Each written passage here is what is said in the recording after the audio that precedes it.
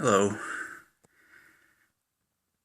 this is an '08 Mustang I'm working on, and I showed you another '08 Mustang in a film called Creaky Rear Suspension. I'm going to call this Creaky Rear Suspension Part Deux. This is actually a different Mustang with the same problem, and I think the suspension is found on, this is the rear traction bar. This is the right side. I think it's found on 05 through 09, something like that, both on the base model and the GT.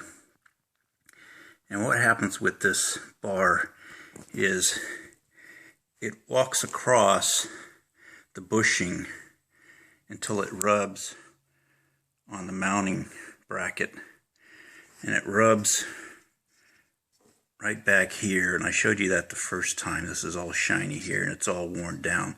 This part has not been touching at all, it's just corroded. And so the last time I ground this down some, and I bent this tab back some so it wouldn't rub as much, and then I put some grease on it, and it worked for a while, but it just gave the arm naturally wants to come this direction to the outboard over, and it just slips right over the bushing. The bushing doesn't have anything to hold it in place with respect to the bar. So what I'm going to do this time is I'm going to grind this cup, the carrier that holds the bushing is really not holding anything out here because the bushing has slipped through the other side at least a 1/4 inch. So what I'm going to do is I'm going to grind the sucker down all the way to the bushing. So it won't, I mean, it'll have a lot more travel, but I don't think it'll go that far. And I'll go ahead and grease it up again and bolt it back up. There's some tricks to bolting it back up too that I could tell you about. Basically you have to pull the axle forward, and you can do that with a pry bar through the wheel.